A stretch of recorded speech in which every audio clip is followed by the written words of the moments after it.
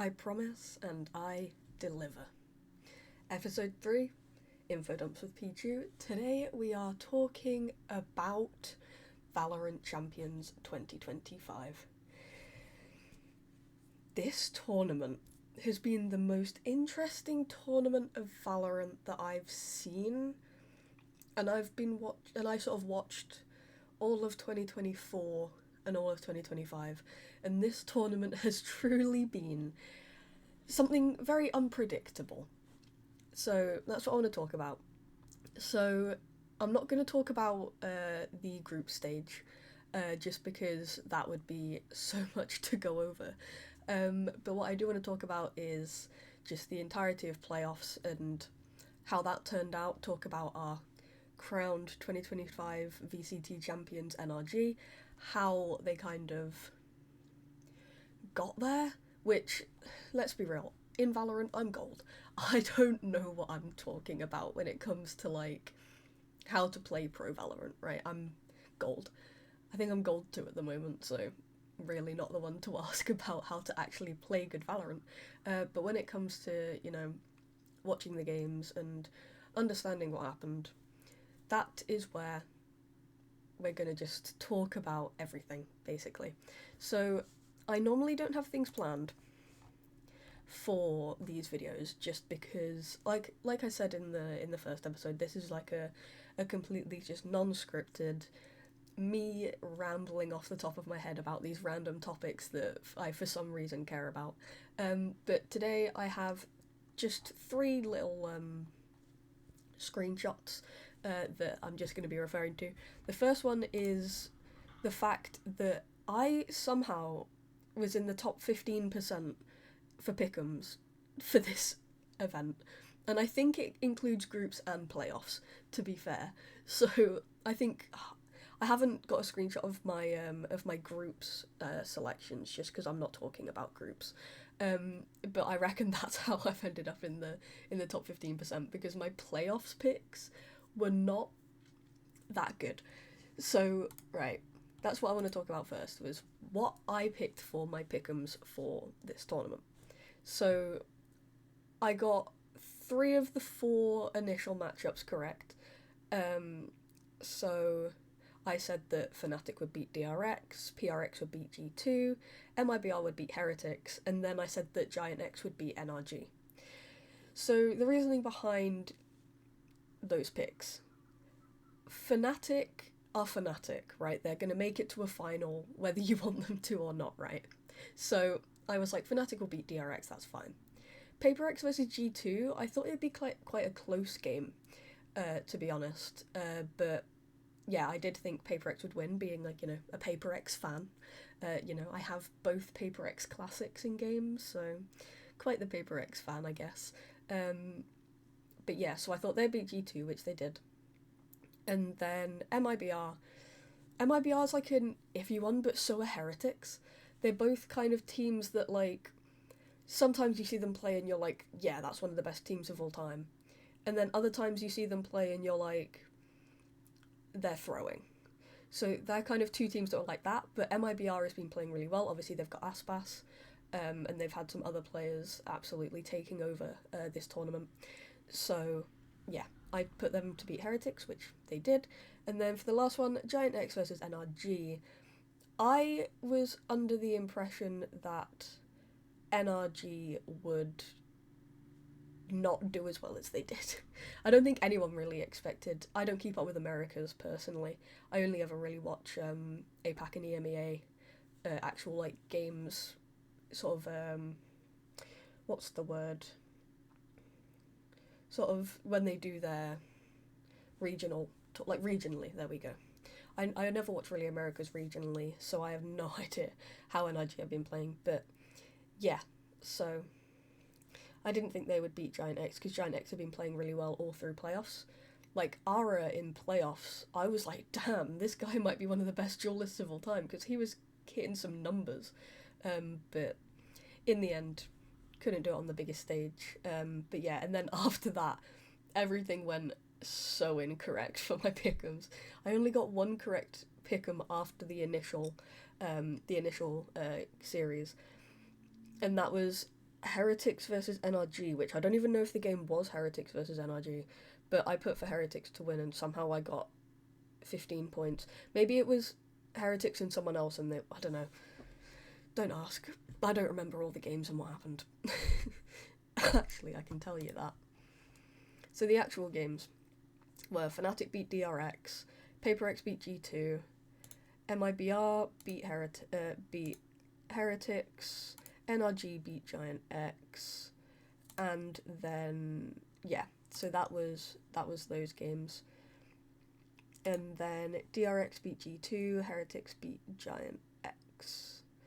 And then Fnatic beat PaperX and NRG beat MIBR, which none of that did I predict, because who would have done? DRX beat MIBR, PaperX beat Heretics, which there's no surprise there. NRG beat Fnatic in the upper final, 2-0. DRX beat PaperX in the lower round, 2-0 as well, which, the thing with me is, I say I'm a PaperX fan, and I am a PaperX fan, but I can never be anti-APAC. Like, I just think that APAC teams in Valorant are so interesting to watch. They always have a storyline. They always have, like, something interesting going on that you're like, you kind of want to support them regardless of if they're your favourite team or not.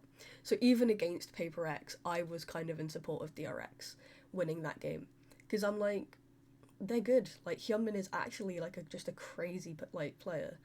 Who else was playing well? No, I really like Bane too. I think Bane's actually really good. And Mako, obviously. You can't talk about DRX without Mako. But yeah, there was that. And then the lower final was Fnatic beating DRX 3-1.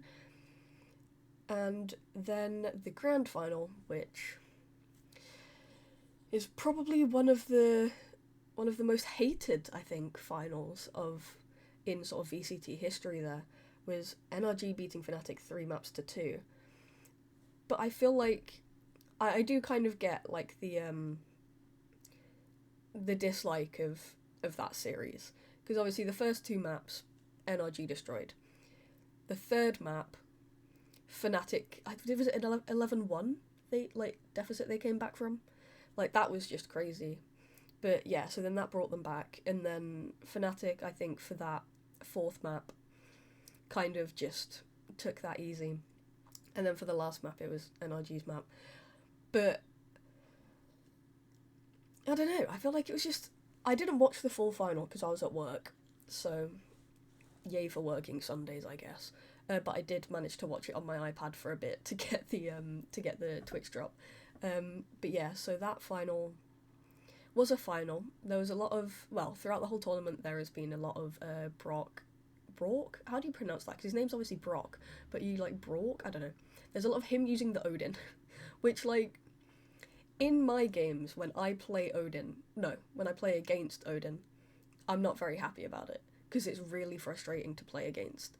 But in a professional tournament, like the top tournament of the year for the game, it's a weapon in the game, and he's clearly mastered it to a level that nobody else has even really considered to master it to. So I think that actually, like, I respect it. Like, you can't be like, oh, he's just spamming an Odin, because he's not. Like, he knows his angles. He knows, like, what he's doing with it. He's genuinely, obviously practiced what he's doing. He's not just picking an Odin to try and tilt people. Like, he's just good at using the gun. And he was good without it too. Like, I saw he got some really clean shots with, like, a Phantom. So even though he was buying Odin on round 2, I think I did see one game where he picked Odin up round 2. But yeah, so to go a little bit deeper just into how the teams played, I really did think Giant X was going to do better than they did. Like, in my pick'ems, I put for Giant X to make it to the final.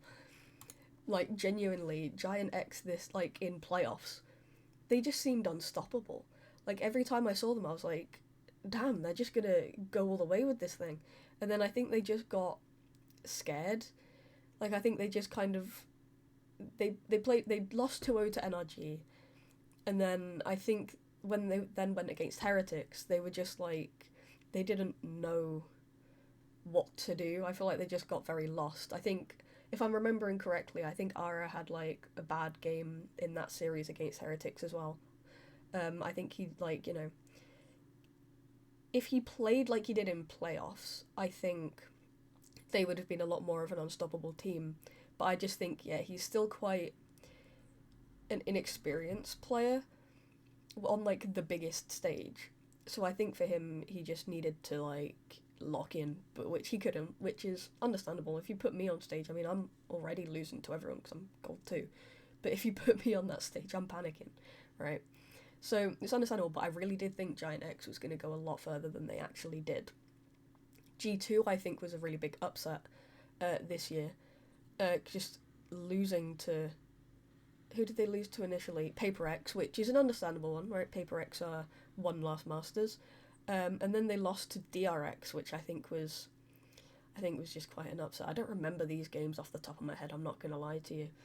But yeah, so G2 just absolutely destroyed this tournament, and I don't know what it is, because you know, you think about G2 as a team, there isn't an obvious weakness, right? There isn't anyone where you're like, there can be, you know, roster changes made to make this team better, because like they genuinely, from what I understand, for the Americas region, have top 3 players for each role. Like, I really like Trent. He's a really good initiator player. And just, like, in general, their whole team is just really good at what they do. So I don't really know why they just kind of lost it. I think maybe DRX went on a bit of a miracle run here. But DRX have always been a great team. So I don't really know. I don't know. G2 just crumbled this year. For champs. Anyway. Who I was going to talk about? Fnatic had a run. I mean, typical Fnatic run, to be honest with you. Like, it's kind of what you would expect Fnatic to do in a tournament like this. You know? Do pretty well, have a bit of a shaky game, or a bit of a shaky series, pull it back up in the lower final, and then lose the grand final. That's kind of just, in my head, a Fnatic run in VCT. So that's not really surprising that was the outcome for them. But I really wanted them to win, because I really like Boaster. I think Boaster's just a really cool guy. And so I've not been enjoying seeing all the disrespect he's been getting from people who watched. Like, who cares that he's, you know, enjoying himself and dancing around the stage? Like, let the guy do what he wants to do. He's one of the best in the world at this game. So yeah, there's that. Paper X. Oh, okay, we'll get to Paper X. But first, let's talk about MIBR. MIBR, I think they had an opportunity. Right, like they could have, you know, they 2-0'd Heretics, so they really could have done something like special with this tournament. But I think it was a lot of individual plays, a lot of like games where it was like individuals popping off. It wasn't really like I don't know. I just don't think they're quite there yet as a team. But I have seen that they're maybe making roster changes, so I think that's actually a bad choice. I think that with the team that they put forward for champs this year, if they continue with that team, built more synergy, and sort of just worked at it, I think they could genuinely go far, like, next year, if they just put in the practice, had the, like, hard conversations, and all of that. I think they're a team that could genuinely do really well next year. So to see that they're making roster changes, I'm like, maybe the coaches and the org don't really understand what went wrong with the team, when actually I don't think it was an issue of the individual players. I think it was just how to, like, combine them together a little bit better.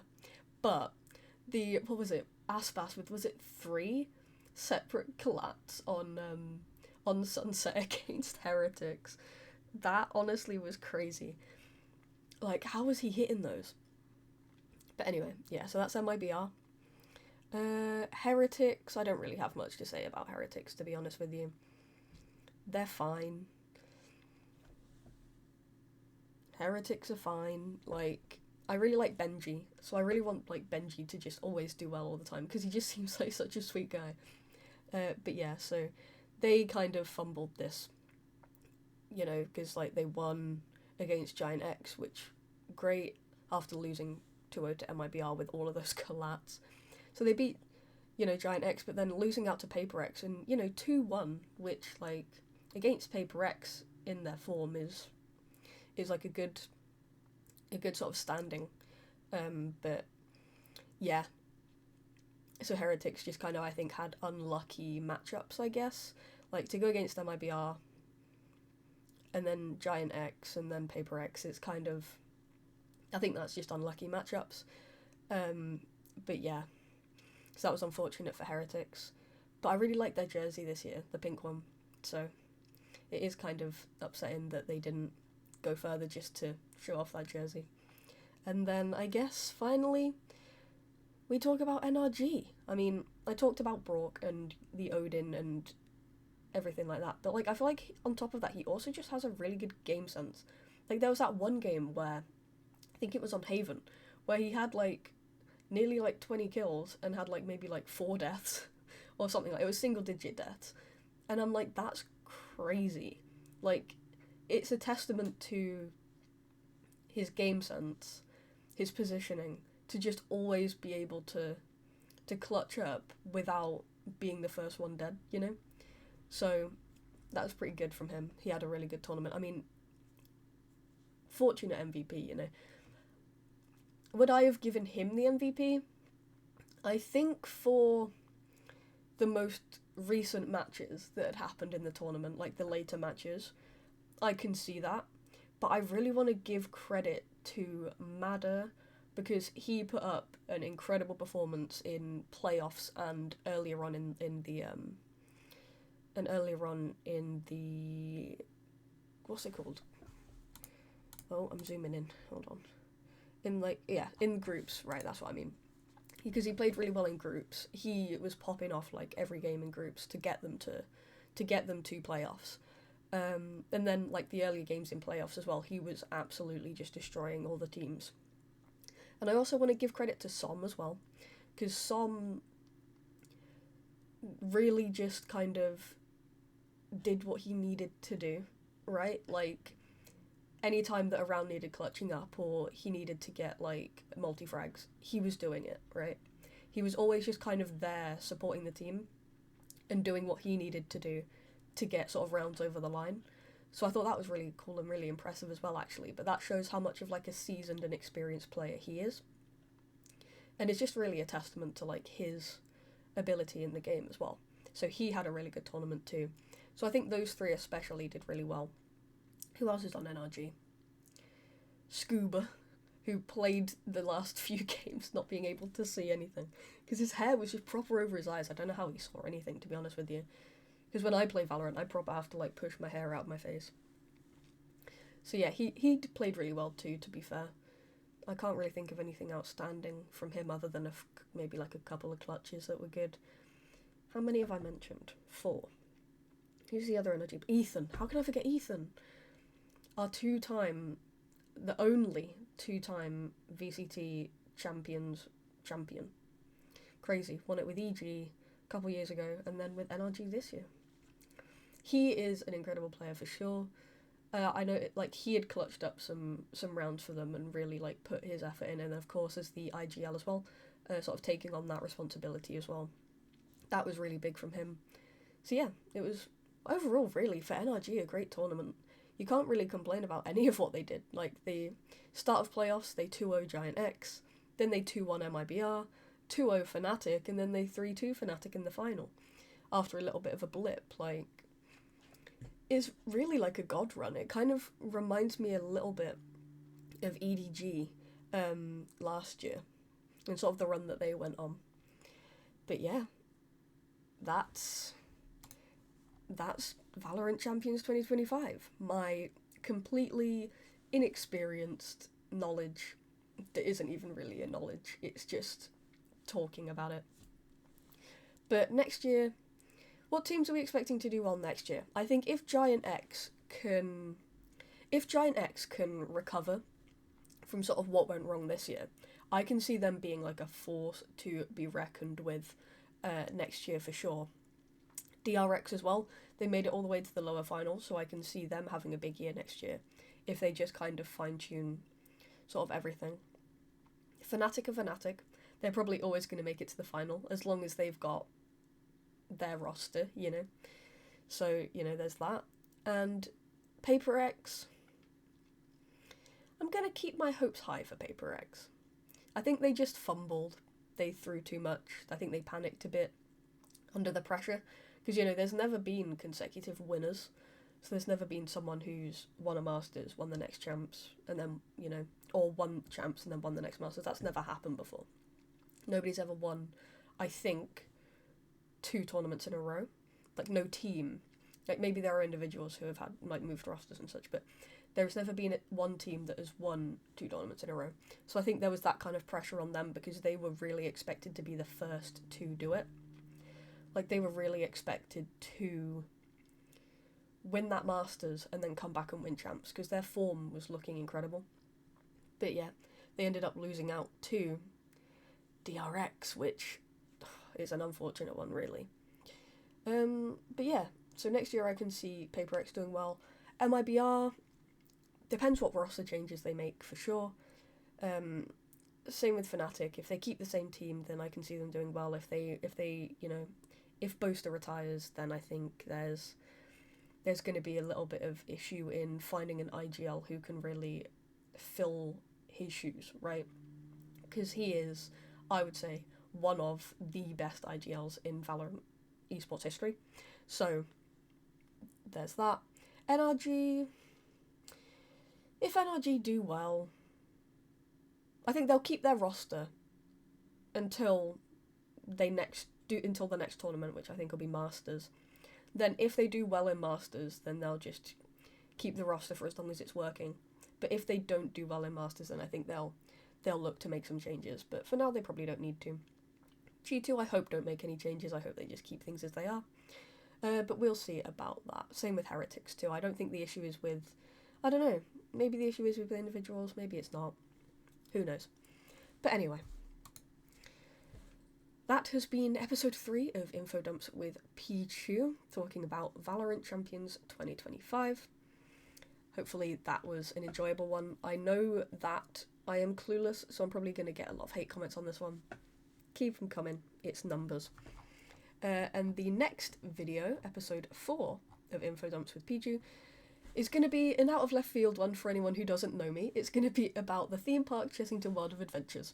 So if you want to see that one, you can stick around for tomorrow when that gets uploaded, because I'm uploading one of these a day. But yeah, that's been me, Pichu, talking about shit that I like but probably am not knowledgeable enough to actually properly talk about.